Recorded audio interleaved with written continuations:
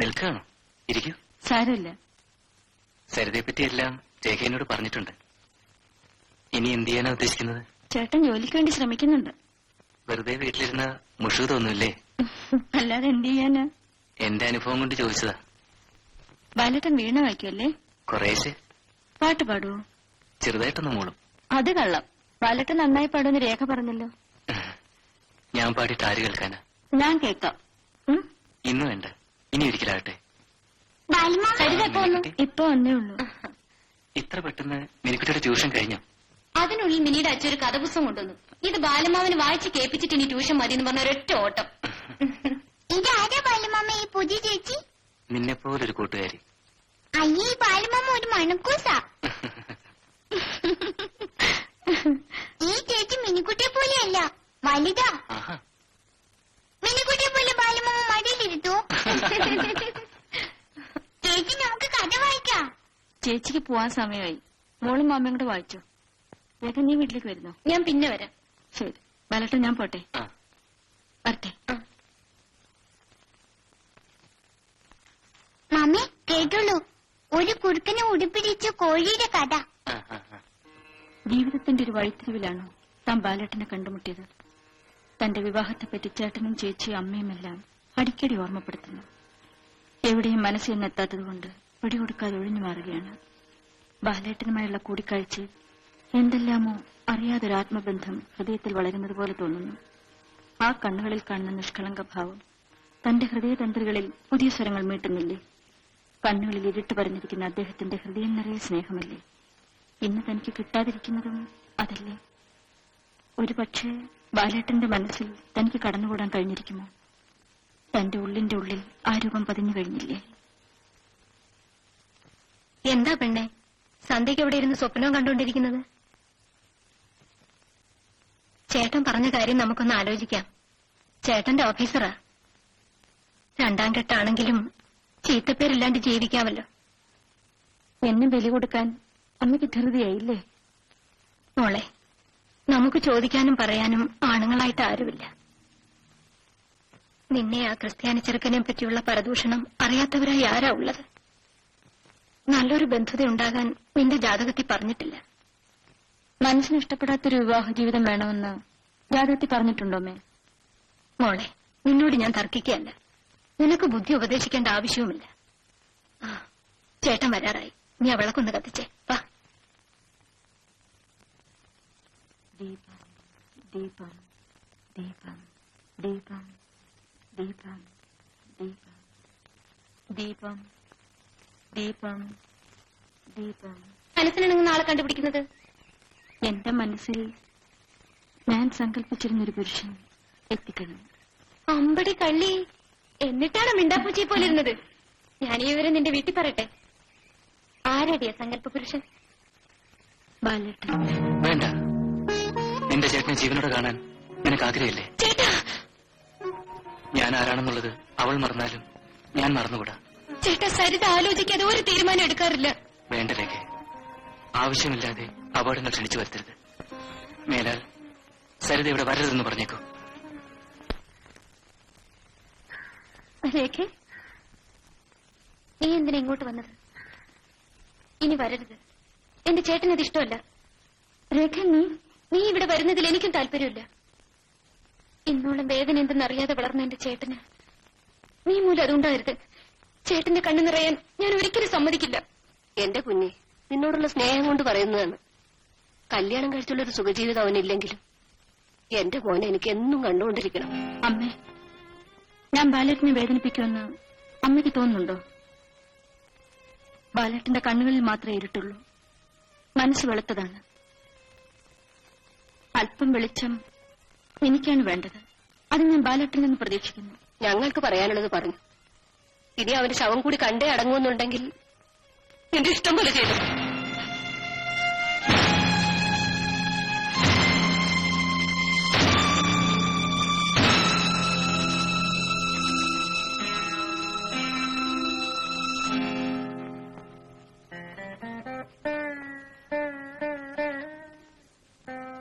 ബാലേട്ട. സരിതയോ?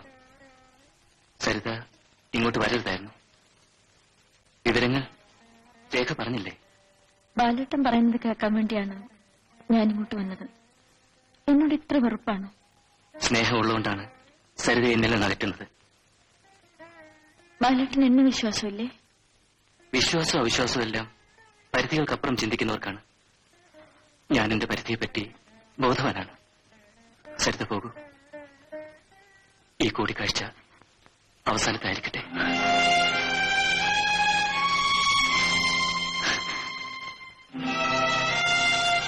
ബാലേട്ടൻ പോകാൻ പറഞ്ഞിട്ട് ഞാൻ പോകാതിരിക്കുന്നത് ശരിയല്ല.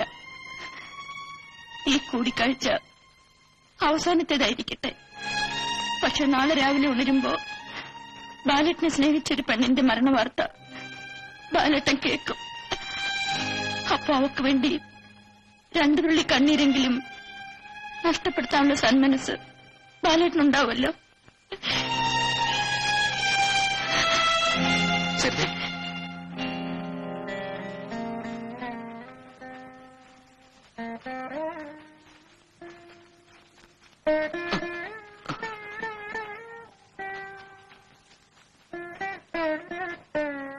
സരിതേ,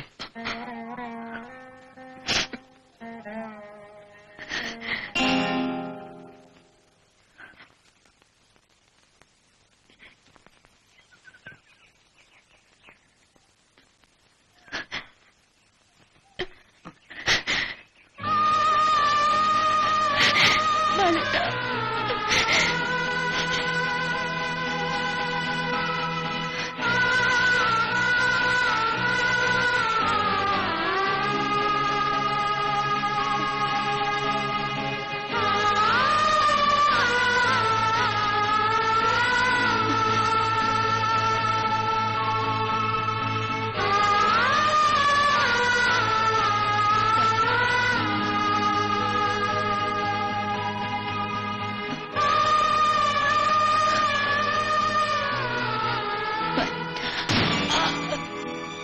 ചേട്ടൻ എന്തിനാ പാവത്തിന് ചേർത്ത് വെച്ച് കൊള്ളി? നിന്റെ അമ്മയുടെ പെണ്ണമക്കാൻ വഴി വിടുന്നു. ഇനിയെങ്കിലും നന്നാകുമെന്ന് കരുതി എങ്ങോട്ട് വിളിച്ചുകൊണ്ടുണ്ട്. ഇവിടെ വന്നിട്ടുള്ള അഴിഞ്ഞാട്ടം തുടങ്ങിയിരിക്കുന്നു. അവളെ ഒന്ന് ചെയ്തു. കണ്ടില്ലെങ്കിലും അവന് പ്രേമിക്കാനറിയാം. വഴി വിട്.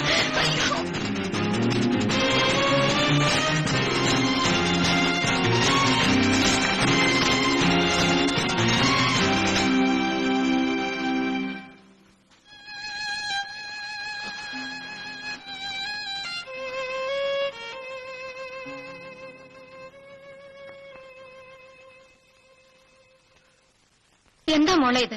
നീ ഇനിയും ഗുണം പിടിക്കാനുള്ള ലക്ഷണമില്ലേ? ഇവള് കാരണം ബാക്കിയുള്ളവർക്ക് മറ്റുള്ളവരുടെ മുഖത്ത് നോക്കാൻ പറ്റാതായിട്ടുണ്ട്. ഞാൻ മരിച്ചാൽ നിങ്ങൾക്കൊക്കെ സന്തോഷമാവും അല്ലേ? സുകുമാരൻ നായരും നീയുമായിട്ടുള്ള വിവാഹം ഉറപ്പിക്കാൻ പോവുകയാണ്. ഇനി മേലാൽ ഈ വീട് വിട്ട് പുറത്തുപോയാൽ അടിച്ചതിന് മുട്ടിയാൻ ഒടിക്കും. ഒരു 2ാം കെട്ടുകാരനെ എനിക്ക് വേണ്ടെന്നു. പൊട്ടക്കണ്ണനായാലോ? അതെന്റെ ഇഷ്ടം. പൊട്ടക്കണ്ണനായാലും ഞുണ്ടിയായാലും കൂടെ ജീവിക്കാൻ പോകുന്ന ഞാനാണ്. അമ്മേ, ഞാൻ പറയാനുള്ളത് പറഞ്ഞു കഴിഞ്ഞു. ഇനി ഈ നില തുടർന്നാൽ എനിക്ക് മറ്റു പല തീരുമാനങ്ങളും എടുക്കേണ്ടി വരും. ഈ വീട്ടിൽ നിന്ന് ഇറക്കി വിടുമായിരിക്കും. പട്ടിണിയായാലും കയറിക്കിടക്കാൻ ഞങ്ങൾക്കൊരു വീടുണ്ട്. കടം ചലിക്കായടി. അല്പം പഠിപ്പ് കൂടിയതുകൊണ്ട് ഇങ്ങനെ കിടന്ന് അഹങ്കരിക്കരുത്.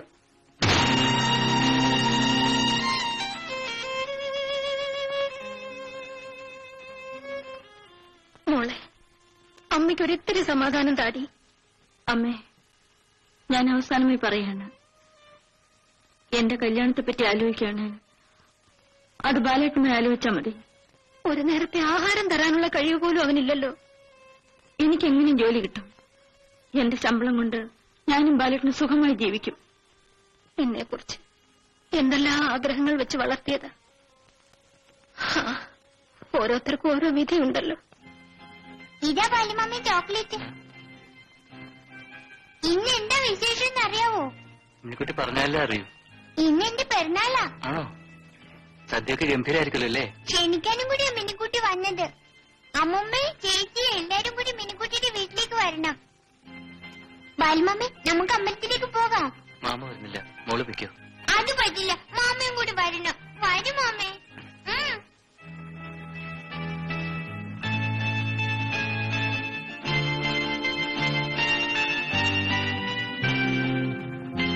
മാമേ, ആ, ദേവി തൊഴണമെങ്കിൽ കുളിച്ചിട്ട് വേണം. മാമ കുളിച്ചതാ, മോള് കുളിച്ചില്ലേ? അയ്യേ, ബാലുമാമി ഒരു മണക്കൂസ. പിറന്നാളായിട്ട് ആരെങ്കിലും കുളിക്കാതിരിക്കുവോ? എന്നാ നമുക്ക് കാലും മുഖവും ഒക്കെ കഴുകാം. ആ കഴിയാം.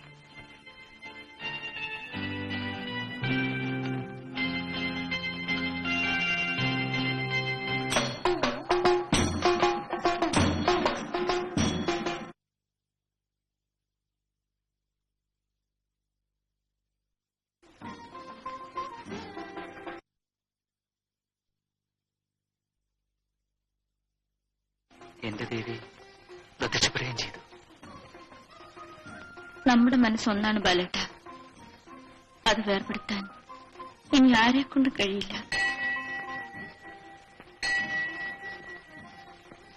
ദേവി, ഞങ്ങളുടെ ജീവിതം ധന്യമാക്കി തരണേ. അയ്യോ അമ്മേ, സൂക്ഷിച്ചിറങ്ങണേ. അമ്മേ, അതൊക്കെ ആയിരിക്കും. പതുക്കെ കയറിക്കും. അയ്യോ അമ്മേ. അമ്മേ, മോള് വീട് നോക്കിക്കോ, ചേച്ചി ആശുപത്രി കൊണ്ടുപോവാ. അമ്മ ഞാനും കൂടെ വരാമേ. എല്ലാവരും കൂടെ പോയാലേ വല്ല ഉണ്ടാക്കി കഴിക്കണ്ടേ? അതോ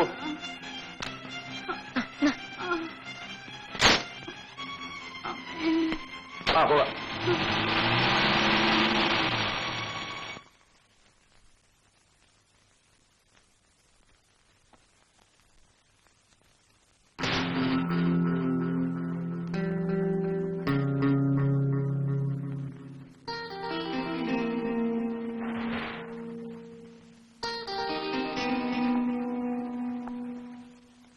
ചേച്ചി പ്രസവിച്ചു, ആൺകുട്ടിയാ. ആശുപത്രിയിലേക്ക് കൊണ്ടുപോകാൻ ചോറും കറി എടുത്തു വെച്ചിട്ടുണ്ട്. ആ, ഞാൻ ആകെപ്പാടെ വേർത്ത് മാറിയിരിക്കുക. കുളിച്ചിട്ട് വരട്ടെ.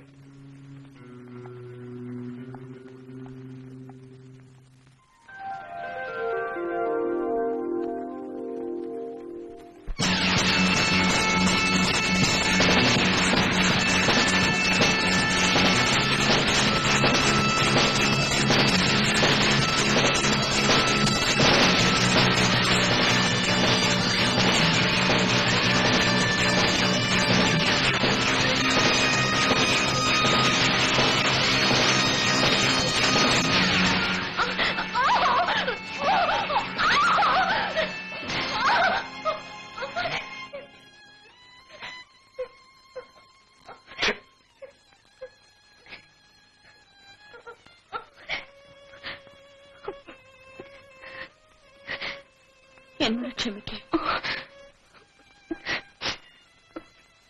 ഇയാളെ വിശ്വസിച്ച് ഇനിയും 2 ദിവസം ഇവിടെ എങ്ങനെ കഴിയാ?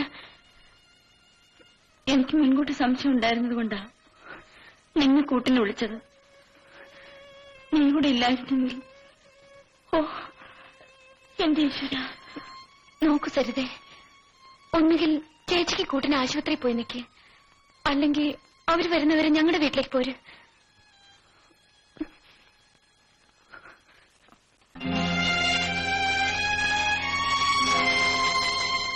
ഇനി ഇവിടെയുള്ള ജീവിതം എനിക്ക് വേണ്ട. അമ്മ വന്നില്ലെങ്കിലും ഞാൻ പോകും.